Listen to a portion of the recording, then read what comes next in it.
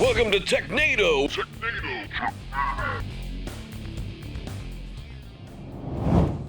Welcome to episode 300 of Technado. We've been talking about it for weeks, and we finally made it. I'm your host, Sophie Goodwin, and I'm so excited to have you guys join us. And of course, sitting next to me here, as always, is Mr. Don Pizzette. Don, how are you? I am doing great. Excited for today's episode. We got a lot of really cool stuff planned. Normally, I say I'm excited about the news. I mean, we do have some news, but we have a lot of other fun activities to go with our 300th episode.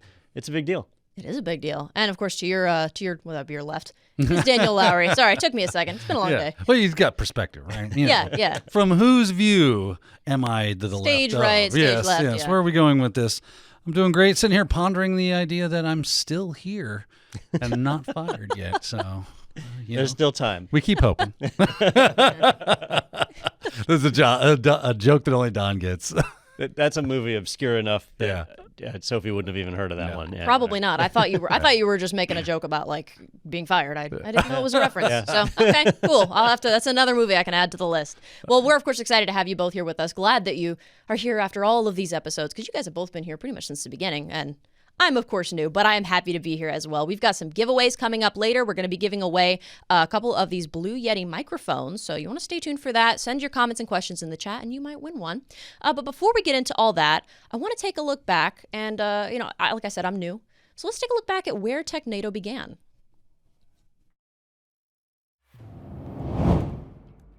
The origin story of Technado is a little bit weird because it wasn't like one day I just said, we should have a podcast. Well, one day we thought, hey, there's that YouTube thing. We should probably do something there. And we like technology, so we could probably do that. And so the Technado was born. It actually came as a result of several other decisions. I co-founded a company called IT Pro TV with Tim Broom.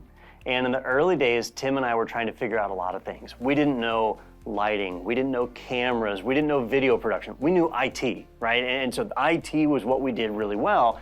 Everything else we did pretty poorly. And so we stumbled around. We bought a lot of different cameras and a lot of different microphones before we finally got things right. And when we moved into a new building, we brought in a studio engineer who said all the stuff we have is wrong. And so we bought all new equipment. And so one day I was walking around the building and I saw all these extra cameras, extra microphones. And I said, what are we gonna do with this? You know, we could probably build a pretty sweet podcast studio. And so from there, we started thinking, all right, well, what's a podcast we could create that would actually be meaningful? And so that's where we took my office, where I am right here, and we started putting just old cameras, old microphones, everything that we had purchased before, threw it in here and got set up to do a podcast. And from there, I said, all right, well, what's a podcast I wish I had? And so I said, here's an area we can make a change. We know IT. It's what we do. We have fun talking about it. It's our hobby, right? So when the cameras are all turned off, we're usually just standing around talking about something that happened at Microsoft or Apple anyway, so why not come in here and film it? And that's what started Technado. They chose. They have they choose. They Choose. They choose chosen. rated. They have shows. Choosified. All right. Well, we're gonna learn English today on the podcast. Chewed. So they choosed. Yeah. And it's got a picture of a train on it. Daniel and Dawn feel free to kind of interject their own life experiences into it. They'll interject their own sense of humor into it, and they both have that kind of dry sense of humor, which makes it fun because sometimes you don't know if they're joking or not. So it just makes it really fun it's like a puzzle while you're in there. I watch you sleep, Daniel. It's like, oh, is that who was in my room last night? Not with teams, gotcha. though. That's with me. That's just Or binoculars. the Foscam Yeah. that I set up in your. Here, Daniel, here's a Foscam to hack. One of the things I like is it's just ever growing. You know, it could change in a few months, but at the heart of it, it's still the same core foundation that Technado was in episode 1.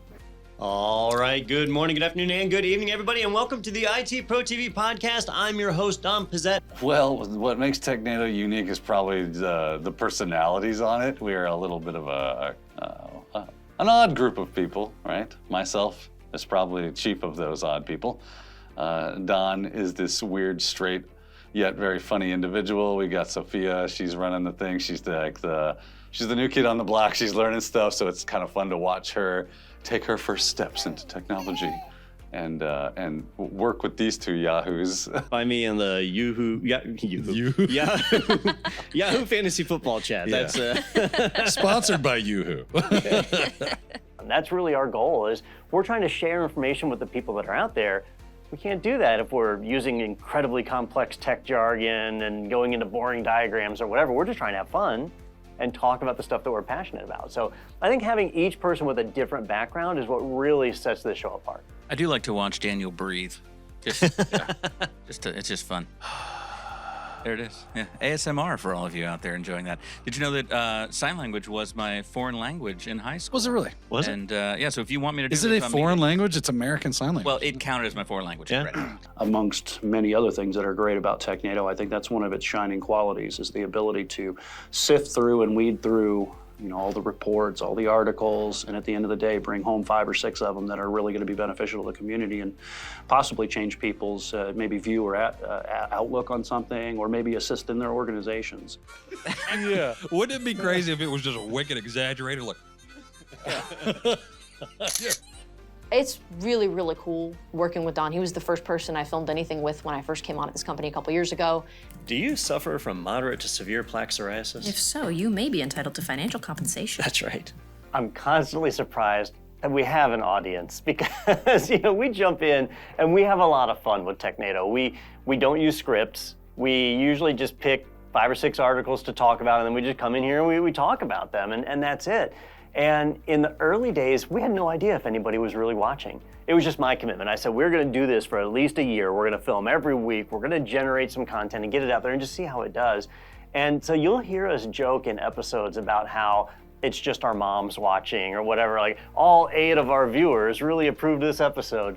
And so I got an email from one of our listeners or viewers or whatever they do. And Check your email. I do. And, There's your first mistake. And it was right in between the Nigerian prince and some insurance I scams. make sure to. My shock I there was- read all those. My shock was we had viewers. But yeah, okay, you check your email, great. But then I'll go and look at our YouTube metrics and see where 10,000 people watched an episode. And I'm just constantly surprised by that we reach so many people that they're actually watching it. And that's just viewers, right? We have listeners, people that just listen to the audio tracks. I don't even know those numbers, but there's a lot of people that do that as well. So I really appreciate that because it lets me know that I'm not the only one who thinks that just having average people talking about technology is a useful thing, that they can benefit from it. Listen, we know this works, man. Shut your mouth. That's what I'm using. Yeah. So It's worked since 1997. Right. And it'll If it continue to ain't work. broke, son, it is broken, sir. Shut up. It's not broke, but it's been hacked 100 times. What's wrong with you? Did you tell it's a bad podcast already? That's what it'd be funny to say that to them. Probably not appropriate.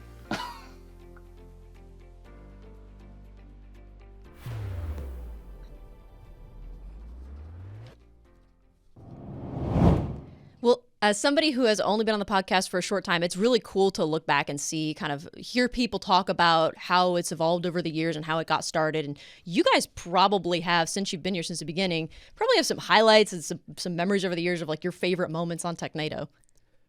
We've certainly had some interesting ones. What's Technado? I did say probably. When Who are you? throw it out there like a favorite moment. How did I get here? We've had plenty of times where Daniel didn't know what was going on. true. Those are always That's favorite true. moments. We call those Technado days. Boy, like a standout favorite moment. I have moments that I don't think we can talk about. Mine Great. probably is an article. It was the article with the eBay people that were like harassing some people. like mailing live spiders and yeah, stuff like yeah, that. yeah. It was crazy. It was. Oh, you haven't heard that one? Crazy. I don't think so. Yeah. So, I'll see how much I can remember. There was this couple that they got burned by eBay somehow. Right. And so they started a website that was chronicling all the bad things that eBay does. And at eBay headquarters, they Like had some a VPs or whatever, right? Like the or guy. somebody He was like was their over the VP department, of security right? or something. And so he started harassing these people to try and get them to take down the website. And when I say harassing, Sophie, it was a husband and wife, and they like sent a book on dealing with the loss of your spouse, and boxes of like dissection animals, and There was the adult literature with animals. they sent to the neighbors. Yeah. yeah, Oh, gosh. Yeah, it got rough. yeah. Those people are in jail now. As they should be. Yep. I can As see they why should that be. stands out to Yeah. you as a favorite memory. Yeah. Okay. I mean, it's like, what? People are crazy. And the head of that team, I want to say it was like a security team or something, Yeah. was a retired police officer, like somebody who should have known better. Yeah. We're going across the limits of the law here, but It was so nuts. It was just the nuttiest article. I couldn't believe that there were people out there that would actually go that far. And they did. yeah. Yeah. Yeah. They did. Yeah. It's crazy what madness will do. And then, of course, the Scrooge McDuck like money bin talk that we did, where I don't think you were there for that. Oh, did I miss we this one? we calculated. Well, first we started off with like discussing how much money does Scrooge have, and we're like, well, I mean, it's a building. Well, I guess not all the floors are actual money, but and then Justin, he looked up the dimensions of a 15-foot swimming pool, and then how much volume it would hold, and then how much liquid gold could be put in there. And then he figured out that just a 15-foot above ground swimming pool would be like enough. It's more money than the global GDP. So Scrooge McDuck is like infinitely wealthy. You know, at Technado, we cover the hard hitting we issues. do. We really do. And people want to know. Yeah, but that was fun. I do remember hearing you tell me about, like, you telling me about that conversation that you had. That I remember. The eBay thing was new. Yeah. But Scrooge McDuck, that's in the lore bank. Yeah. I do remember hearing about that. You know, we have a segment, the tinfoil hat segment or the Don't Make No Sense segment, where we cover weird tech news, and those are almost always my favorite. The people burning the 5G towers. That was crazy. That was pretty crazy stuff. Yeah. Or the ones that were selling the USB keys that would protect you from 5G cancer or whatever. Yeah, and it was for like $300. It's just Wow. a USB key. It was Yeah. like a generic Chinese USB thumb drive. And they were that had saying it would protect you from 5G? 8 megs on it or whatever. Yeah. Like that was their selling point? Yes, For, it had Oh. software Yeah. on it that you plugged into your computer, and then that would protect you from 5G. Well, that sounds legitimate. Just this last weekend, I saw one. Do you guys know about audiophiles? The world of audiophiles. Oh, I know what you mean. Yes, These are people they who like tube amps. Oh, yes, and yes. stuff like okay. that. Yeah. PH files. Yes. Yes. Okay, Yeah. yes. And I mean, these people are hardcore. I'm not one of them. My hearing is very, very poor. So, Yeah. but you know, they buy special speakers, special amps. They're cabling, like special, Yeah. expensive cables just to plug things in. I know that one of our ELT members is one of those people. Oh yeah. Yeah. Ooh, no, I'm curious. Well, I saw it was on ours or one of the various Tom's Hardware websites, something like that, and it was a special network adapter for audiophiles.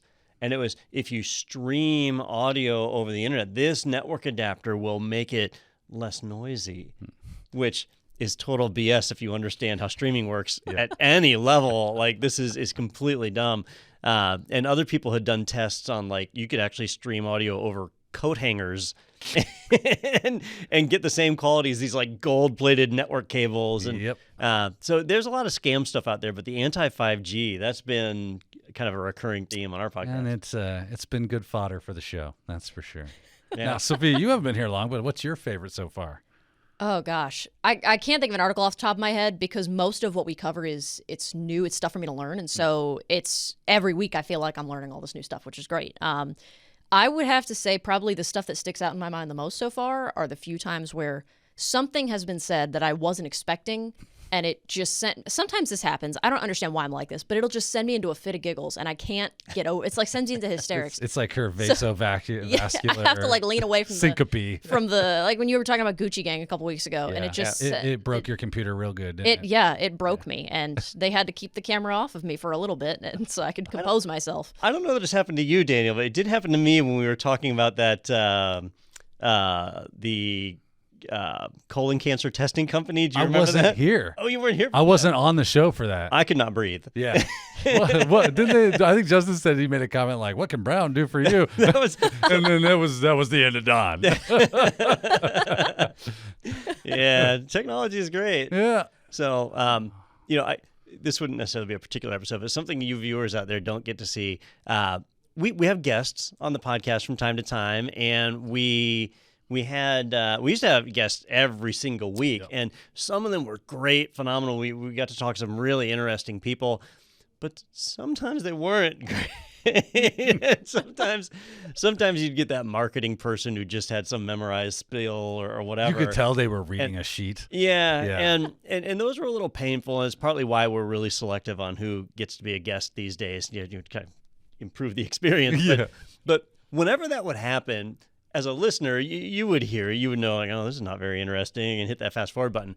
We can't hit the fast forward button here in the studio, but when we're off camera, the faces that like Daniel would make and Justin would make, or Peter, as we were listening, slogging through the interview. Like, how can we edit this interview down to make it not Correct me if painful? I'm wrong. This is why we came up with the rapid fire question segment, right? Because it was like, all right, I think we get it. Let's move on to the. Oh, you're still going, and you're still going. Yeah. Okay, this is an important thing for you. Okay, I gotcha. Wow, is that my phone? Speaking of Peter, I noticed Peter Van Rijs was in the chat room right now. What up, PVR? He's just here to win the Yeti mic. Yeah. So. We have a couple. For you, bro. There's a couple. I'm scrolling through. Like, if you have YouTube, we've got LinkedIn. I think maybe even people watching on Facebook. I think we might be streaming on Facebook. And I saw there was a couple of employees that are in there. Chris Ward had said he was waiting for Daniel to say, "This is Technado," and kick a hacker into a pit like on a 300. I really would pay to see I was that. the head of, I'm Xerxes. Yeah. Yeah. I'm Xerxes. Don's the one's kicking people in. Yeah, that's Dononitis. Yeah, Dononitis. That sounds like I need topical ointment. Do you suffer from moderate to severe Dononitis? We've got a couple other people coming in. Looks like Brian Mack. Microsoft demands tribute, but Dononitis refuses. So that credit goes to Brian for that. It looks like we've got somebody saying amazing journey. We have a couple people in LinkedIn too. Lauren had said congrats on 3 episodes. We've got there's like 3 different 3 episodes. there's 3 different chats that going. far. Congrats on 3 300. episodes. The other 297 sucked. Yeah, total garbage. I picked 3 at random and just decided based on that. PVR says I'm just here for the Yeti mic. Me too. I do love his profile pic. It is a nice microphone. Yeah, his profile pic. I don't think I caught his profile picture. He's That doing the Uncle Rico. The classic, Is it really? yeah, the Olin Mills. Is it really like the Olin Mills under the haven't heard chin? that in a while. That's funny. That's funny. Remember from Oh elementary yeah, school? yeah. They were the people that came and did the professional photos for your like yearbook. Oh, okay, now it's it's like DSP or something that comes. Gotcha. Dean Stored or Don Stored or something like that. But they would come and take the pictures. But it's not. They don't do the glamour shot Well, thing. it's not 1987 anymore. That is true. That's But it could probably be. why. Yeah, we're bringing it back. Going full circle. We can bring it back. We can bring it back. So we've taken a look at some of the things coming in on the chat, and like I said, we'll continue to monitor that as we go on through this episode. But moving on, we've got our first giveaway winner. We're going to be giving away 3 of these, and I wanted to give a shout out to our first giveaway winner. The winner of the first microphone, I don't know if you can see that. There we go. Winner of the first Blue Yeti microphone is Dustin Gray. He's watching on YouTube. Congratulations, Dustin. Thank you so much for joining us for this episode and for watching and listening wherever you are. We'll get in touch with you about this, and congratulations. If you've learned one thing from watching Technado, it's please don't post your personal information in the chat. The team will reach out to you. Don't call us. We'll call you. So now that we've got that, we'll have a couple more giveaways coming up, so stay tuned for that. But we do have an article we're going to talk about today, right? We do, yeah. There was a fun article that really irritated me, so I was like, well, we got to cover this on Technado. I'm going to tee it up. The 5 secrets only cybersecurity pros and hackers know. Do you know them? Daniel, do you know the 5 secrets? Well, I'm not a pro, so probably not. All right. Well, there we go. So stay tuned because you'll have a chance to learn the 5 secrets and master the 5 I can't wait to magics. become a pro. Awesome. So this comes to us from Fox News, right? So 5 secrets only cybersecurity pros and hackers know. Shall we go through the 5? I think we should. I really think we should break it down. How are we not already neck deep in this thing? Come on, people. So this first one, it says number 1 on the list, see if someone is secretly getting copies of your emails. I will admit, at first, I was intrigued by this. But what is she talking about here? All right. So, and the she on this, this actually came from Kim Commando. It was an article written for Fox News, which we don't normally go to Fox News for our tech news, but this one stood out for me. So basically, these are 5 tips, and put yourself in the mindset. Only a cybersecurity professional would know to do this, of course, or a hacker. What they're saying is your mailbox, your email, might be fully functional. You're able to send and receive email, no problem. But someone else has access to your email. How do you know, right? And my mind immediately went to a certain place, which is not the place that she went. What she was saying was check your login history.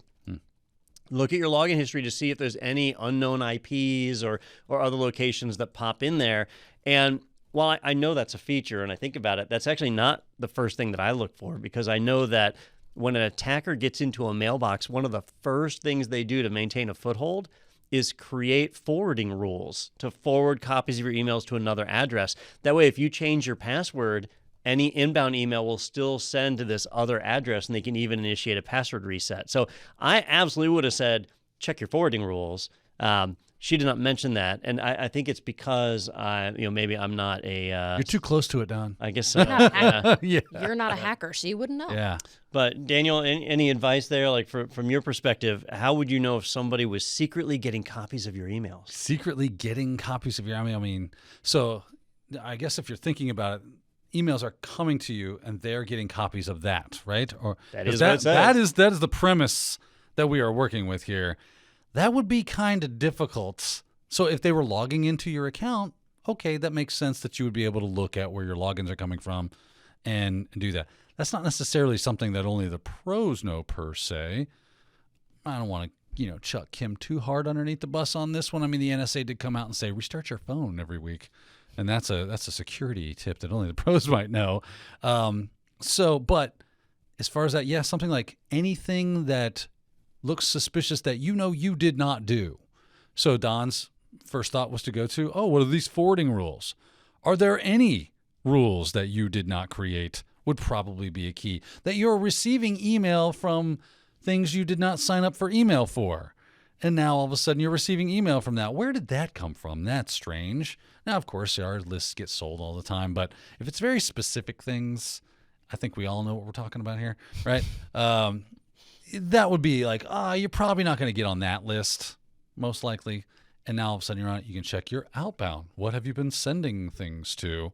Have they been using your email account as a springboard to send spam and doing things of that nature? So just looking at your email from time to time just to see, is there anything that's off or not set that way you thought that you had set it?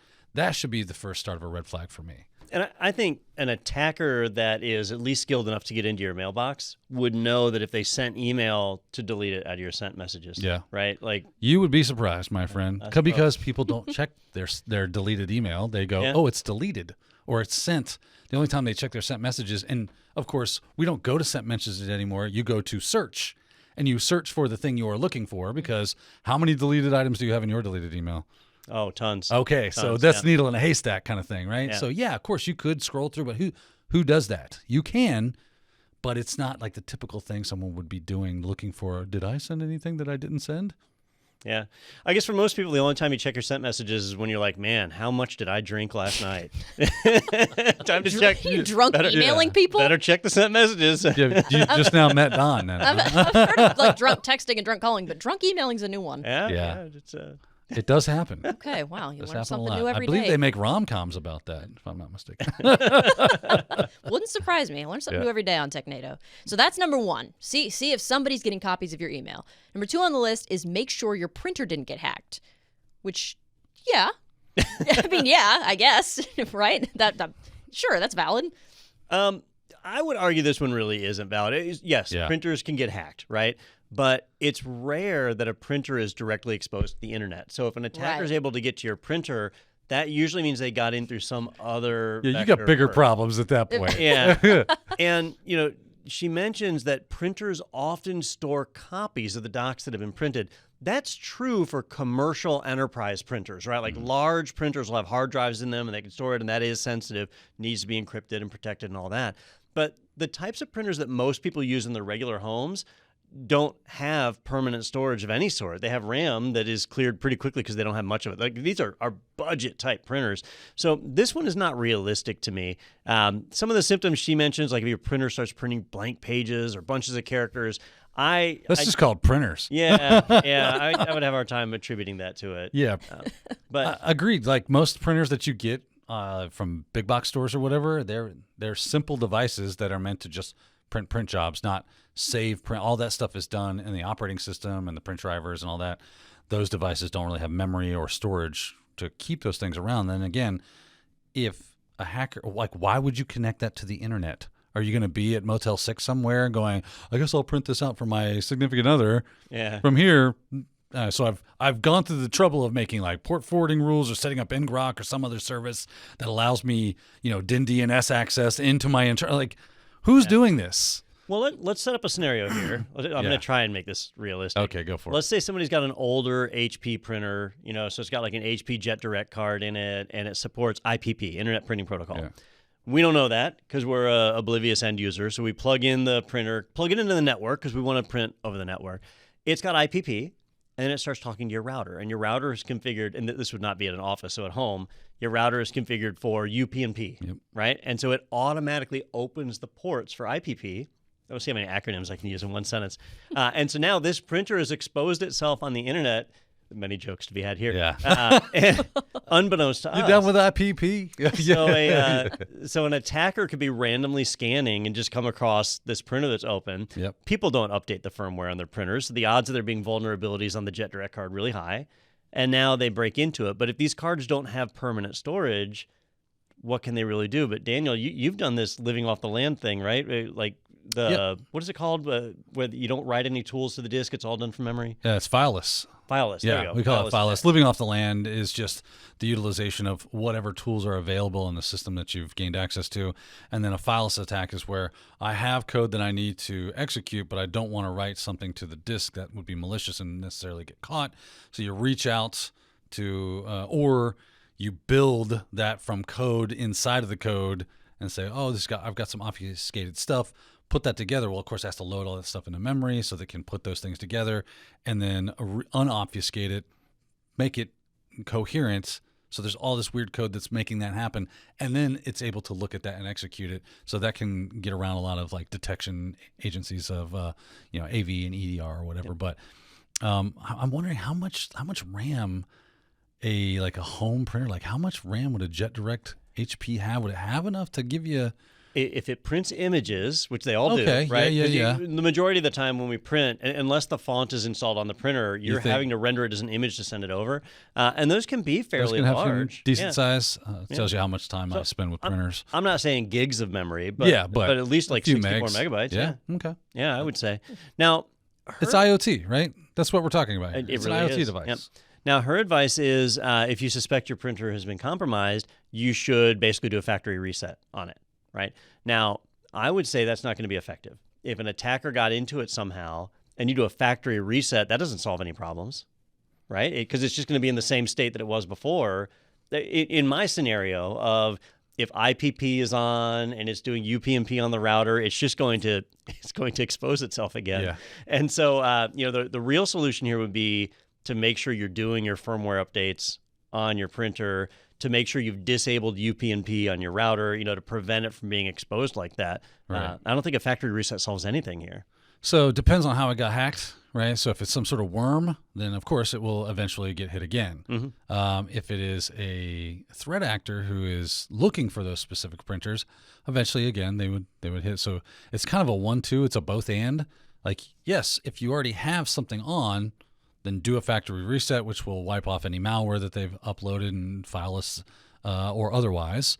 And then you need to do proper security on it to make sure that IPP gets turned off and that UPnP is turned off. Like, why are we turning on UPnP? Like, how many things do we need exposed to the internet? Oh, that's right. Everything's connected now. Welcome to IoT land. Yeah. And that's not the safest thing in the world to do. When you start connecting things to the internet, ask the Colonial Pipeline people how well that worked out for them. Yeah. Because now you become a target on that landscape. And I don't know about you. I don't like that. Well, Lane out on YouTube said if you need more memory in your printer, you can just go and download some more. Just download to the printer. Download. There you go.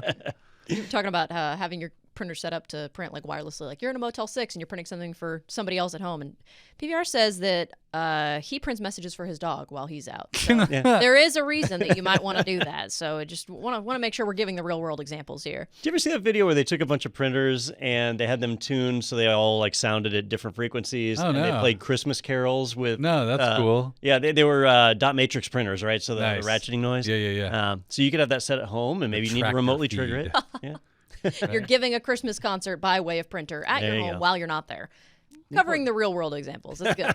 Do you remember, Don, we when we worked at the Bureau, right? They had a room that had, I'm pretty sure it was like dot matrix style printers. Oh, the big ones. Yeah, they were huge. And that room was like soundproofed. It was awesome. Because it was so flipping loud. You have to go in there, you have to put in hearing protection.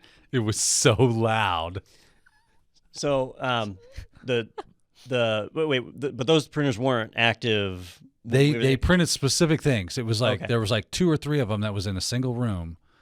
And I only went in there a couple of times because they had like a desktop that was in there that ran the whole show. I had asked to convert that to my office at one point because I really liked that room because it was so quiet. Yeah. But they were like, no, we might need this. I'm like, you guys never print on this. But apparently they did. Yeah.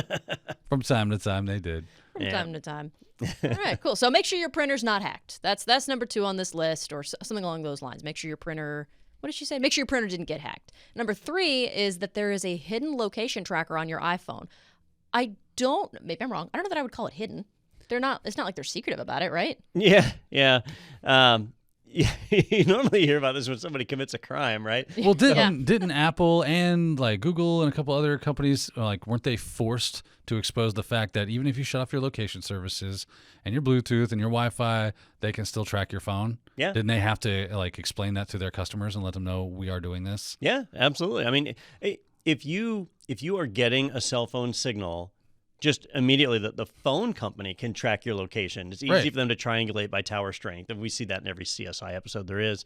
But all the other services you use, even if they don't intend to be tracking you, they do it just as a matter of course. Well, but even the microphone on the device itself, from what I understand, it can pick up sounds from the area and then triangulate that with other devices in the area. Oh, I didn't know. Oh yeah, all right, this is like Batman level. it gets like straight up crazy. Like you can go down the tinfoil hat rabbit hole real deep on what these phones can do. I was explaining to Sophia that the microphone on your phone can pick up the CPU voltage changes, and they can extrapolate what the CPU is calculating at the time and recreate it based off of that information.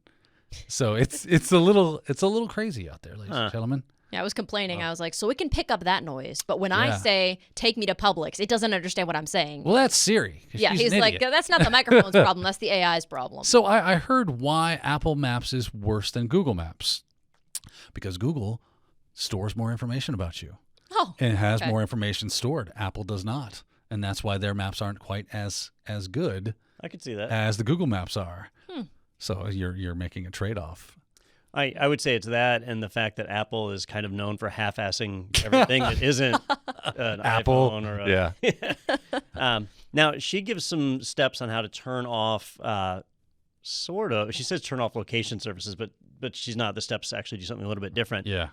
But there's some important things to remember when it comes to your privacy and location data, and I'll give you the number one that people run into is when you take a picture.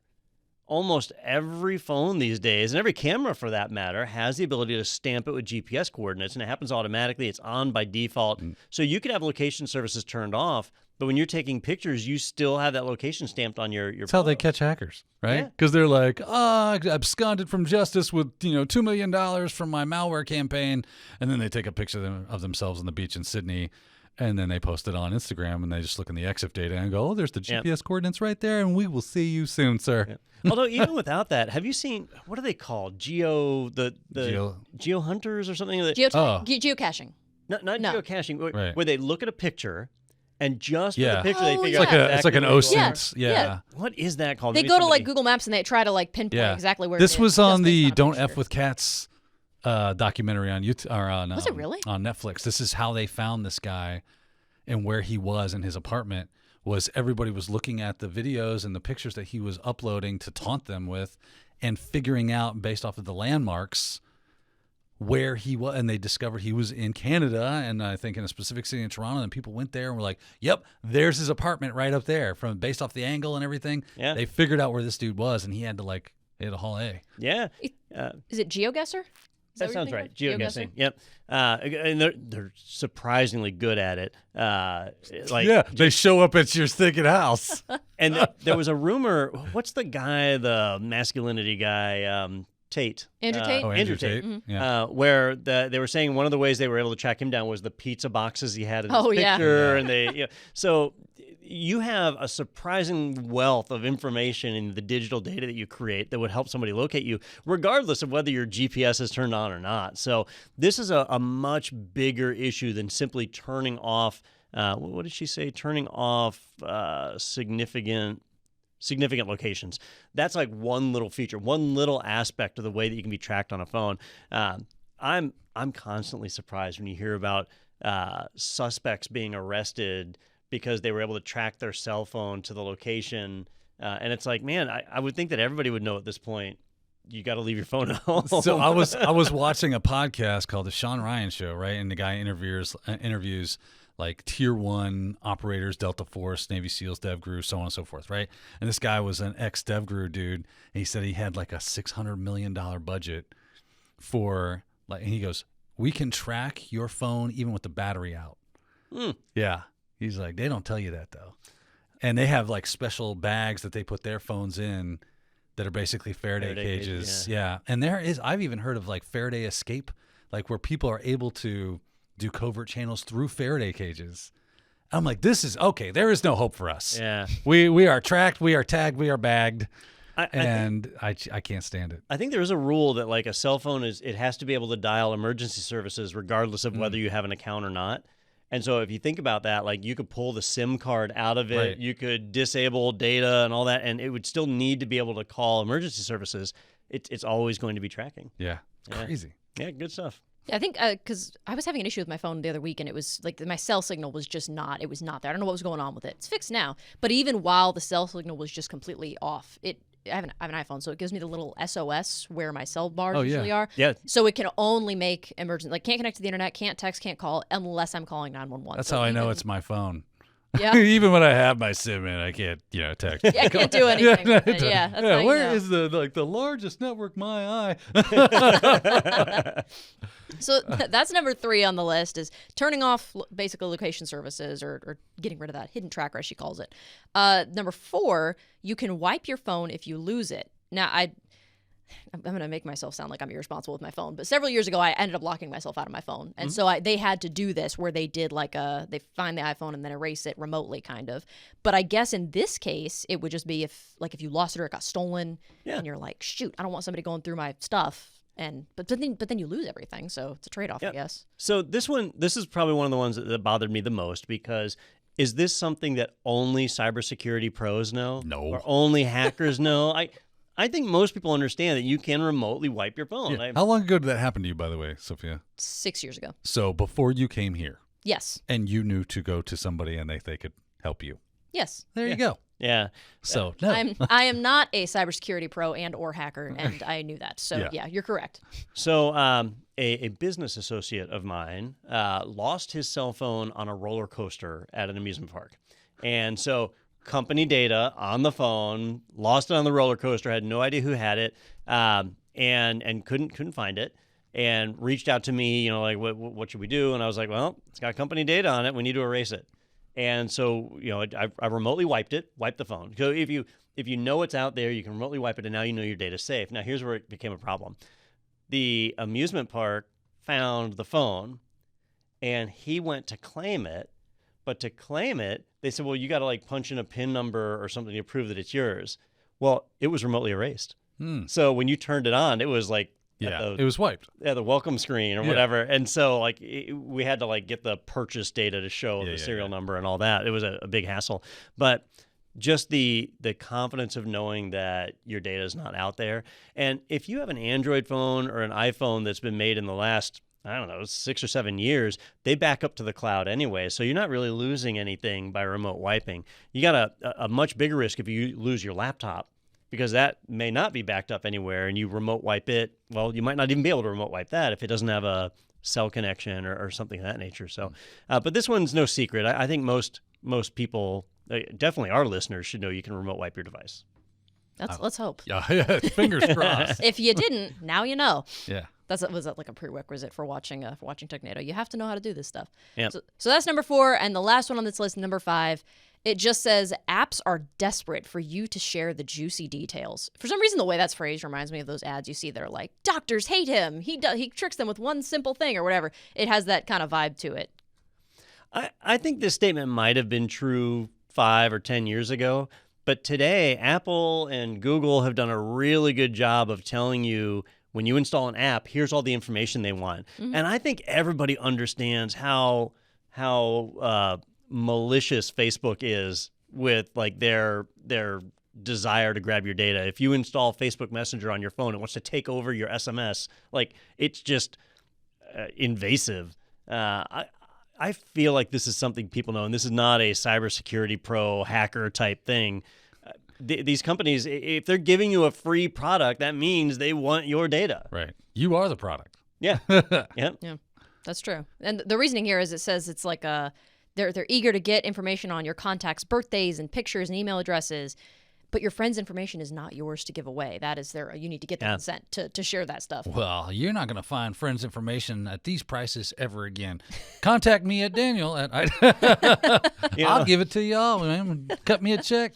Let's go way back in time. LinkedIn. Yeah. Right. So LinkedIn, most of you know LinkedIn now as LinkedIn Learning or LinkedIn as part of Microsoft. And if you're out looking for a job or professional connections, it's like the go-to site for that, right?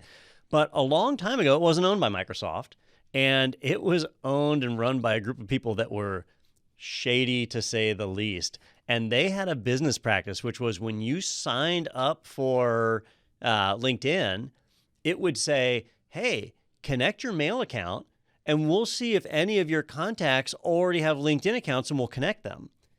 And then what it didn't tell you was, if your friends don't have LinkedIn accounts, we're going to reach out to them and tell them their account's been created and they just need to click this link to see it. And so like they were blatantly harvesting your data to grow their user base. It was a super shady practice. LinkedIn was like a really scummy company in the early days.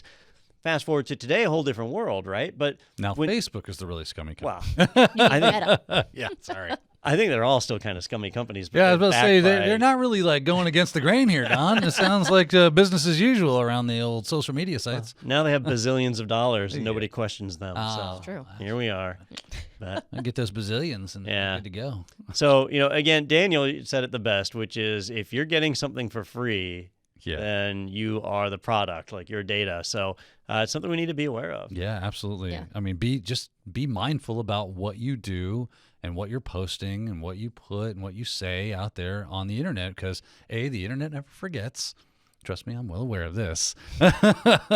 And B, how much are you willing to give over to someone that is making a profit off that? And if you're willing to give that over, that's totally fine. But it's up to you to make that decision, and you need to be informed of that decision before you do it, right? You can't just think, oh, it's cool, it's a free product. It's not free. Yeah. It's free to use, kind of, but you're going to be giving them something in return. Yeah.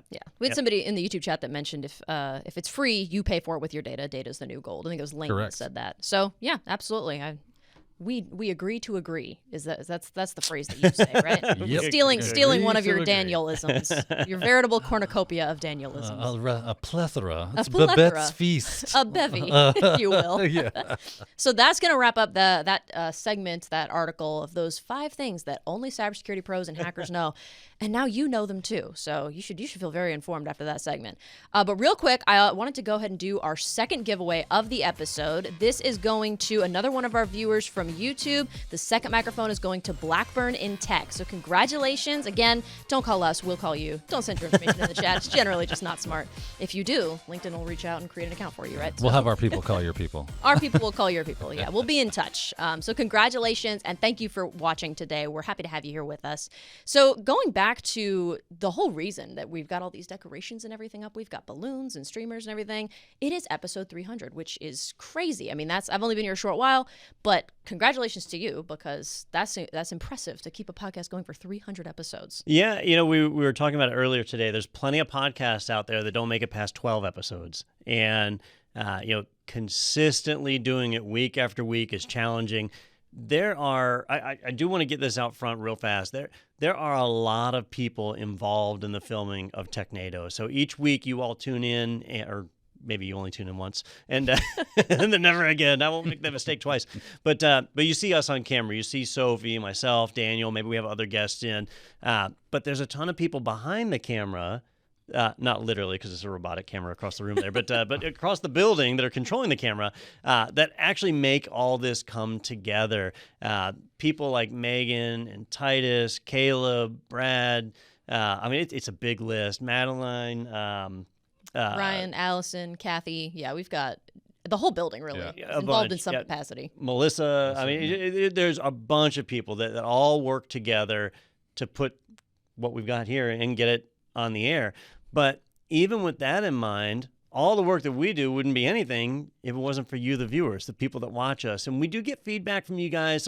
Some people take the time to jump over to technado.com and throw a comment in there. Some of you, I appreciate this the most, share excellent your mom jokes. Oh, we do love a mama joke. Honestly, that's a highlight of my week when we get those in.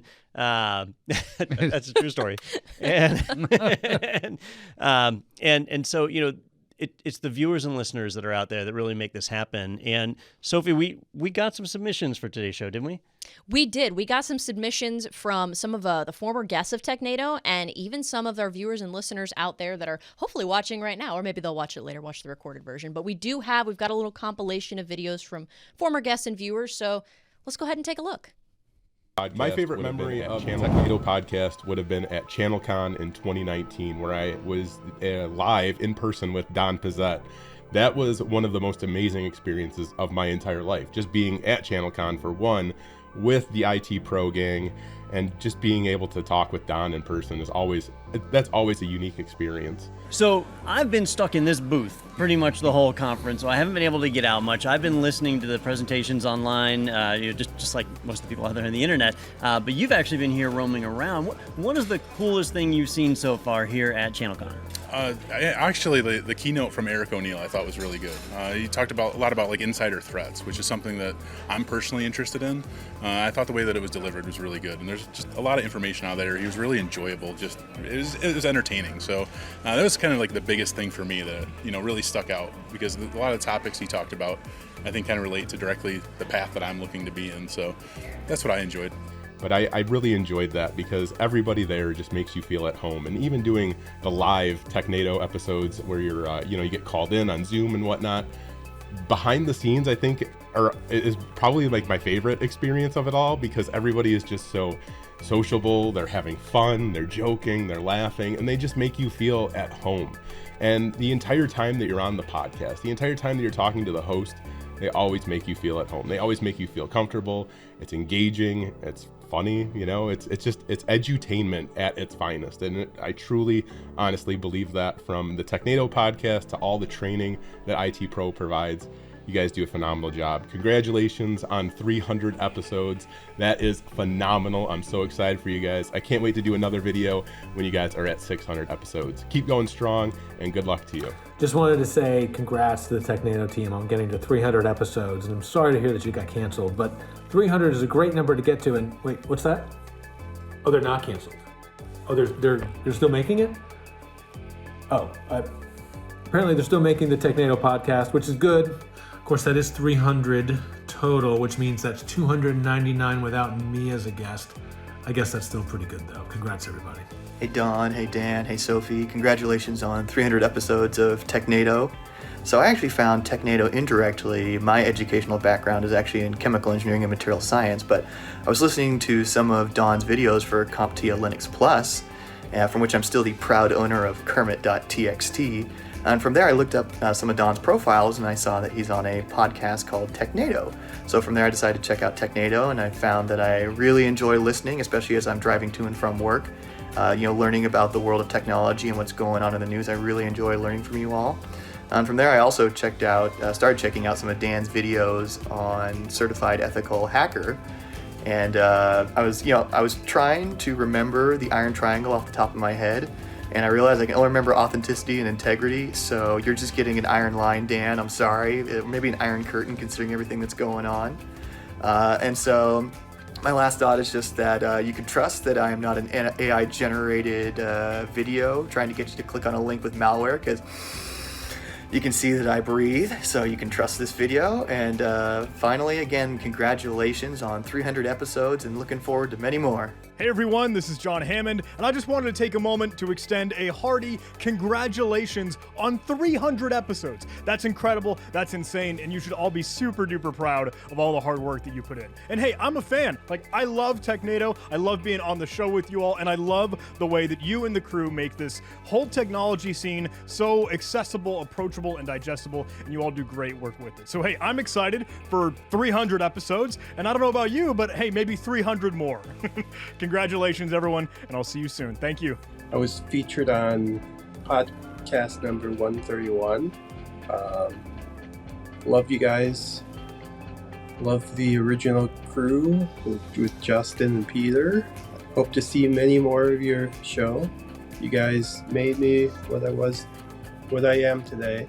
I was always kind of a shy person, and you guys got me out of my shell. Hello, IT Pro TV crew, Technado team, and of course, Don Pizzette. Congratulations on 300 episodes. What an achievement. Who would have thought years ago when we went to our first conference, we couldn't afford tickets to get in, but we went in as IT Pro TV press and Don conducted interviews like a rock star. Congratulations on your 300 episodes and 125,000 subscribers on YouTube. Great job. Look forward to seeing you soon. Wow, how cool to see like some of your former guests and even some of our current viewers and listeners kind of weigh in and talk about what the podcast means to them and how you guys' work has really affected people. It's really cool to see. Yeah, and that was. I'm going to throw Tim under the bus. I was about to say, Tim's been spending some time on a boat. Have you seen his boat that he got? I have not seen it. I don't know much about boats, but I know that that's impressive. It's an impressive boat. He does love his ocean going, his seafaring. And I'll throw Tim under the bus. That story about somebody losing their phone on a roller coaster? That was him. That was Tim. Yeah, I knew it was Tim when you said it. Remember when he lost his laptop at the train station? Yeah. It's like... But that got recovered. It did. But the phone never got recovered. Yeah. Oh, jeez. Yeah, the phone was gone. Poor Tim. Well, no, it was recovered, right? But they had to go through a lot of rigmarole to get it back. Yeah. Okay. Yeah, but we've had a lot of great guests over the years. We've had just a lot of great viewers that contribute, and if you are a viewer out there and you want to become a guest, if you have something that you want to talk about or whatever, we'd be interested to hear about it and shoot us a message over on Technado. But 300 episodes is a lot. We film once a week, every week. And if we know that it's going to be a holiday week or something, we try and pre-film so that we have something to put out there to everybody. So we try and entertain. We know that you only have so much time in a week. And the fact that you give up some of that time to listen to us is probably the most flattering compliment of all. And so I appreciate that. My fellow hosts here on camera, the work that you guys do. If it was just me talking, we wouldn't have hit episode 20, right? So it's nice to have people to bounce ideas off of and get different perspectives. It's been a fun ride. We have a good time. Glad to hear it. Yeah. I feel like this is where I'm supposed to say, and that's it. Yeah. Oh, we're not done yet. I did some quick maths, and 300 episodes. If you do it once a week, every week for however many years, you're coming up on 6 years now, which is impressive. Yeah. I mean, 300 already is a big number, but then to kind of put it in perspective of how many years this has been going on, that's pretty cool. So congratulations. It is a long run. Pretty cool. Glad to be here to see episode 300. So moving on from the just soft-hearted, just love to hear this touchy-feely. Yes, not that that's not great, but moving on from that, want to do our next giveaway winner. This person's actually, I think, watching right now on YouTube, and they actually submitted a video for us to kind of tell us about how Technado has impacted them. So congratulations, the winner of the third microphone is Brian Mack. Again, we will reach out to you and get in touch with you about getting this in your hands. Congratulations, and thank you so much for joining us for this episode and for watching today. Yep, and Brian... you didn't win just because of all the nice things you said about my Linux Plus training, but certainly helped, right? Yeah. Plus, he's got that cool show, The Secret World of Brian Mack, right? And then... I don't know that one. Yeah. I know Sophie ever get that right. Oh, I love to dip into her culture every now and then. This is what happens. Make when her we uncomfortable. That the Linux Plus show. We have a day job. Speak for yourself. You might not believe this. I'm gonna air some dirty laundry here. You might not believe this, but Technado doesn't make us any money. No, I've yet to see a nickel. I don't think we've ever made $1 off of Technado. But the great folks over at ACI Learning are the ones who fund creating this podcast. So it's not like we're paying out of pocket to do it, which is nice. It just takes our time and some effort. But that company, ACI Learning, that's our day job. We get over there and we create things like that Linux Plus course, and it's a lot of fun.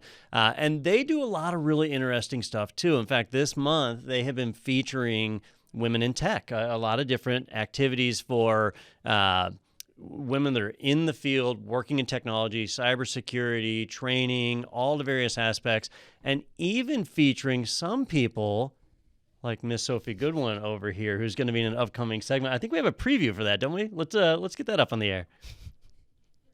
Quite some time now. She's my partner in crime. We get stuff done. We have a good time doing it. Because she is a learner, she is doing a great job of playing the part of the learner and being the advocate and the voice for the person that's watching the content. So I'll be working through a lab or trying to learn something, and I'll be like, Daniel, it's not working. And he'll poke his head up and be like, well, what are you doing wrong? Don't do that again. And I'm like, thanks. And it's very helpful. It's like having a teacher just there all the time. So unless you quit your job, I'm here.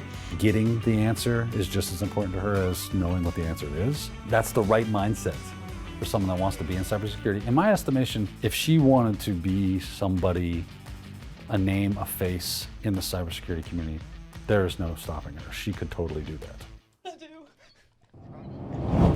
There you go. That is my tell-all memoir. So keep an eye out for that coming out later this month. But as you can see, we have our SNL-style crew going on here. These are some of the people that help to make Technado happen every week. Some of the folks in our office. We love and appreciate them just as much as we love and appreciate you guys out there for watching, listening, interacting. And we thank you for tuning in today for our 300th episode. Are we going to do the poppers? I think so. My gosh. Okay, should we count it down? Destroy the microphone. Should we count it down? Let's do it. Okay. All right. 3, 2, 1. Oh, no. Oh, it's a lot of effort. There we go. This was a last-minute decision, but It took man, quite a few twists to get that thing to go off. It's probably a safety mechanism, I would imagine. I didn't know what was coming out of it. Wow, what a way to end the episode. Thank you so much for watching, for tuning in today for our 300th episode. We could not have come this far without you. We've loved sharing the celebration with you, and we'll see you next week for Technado 301. Lame.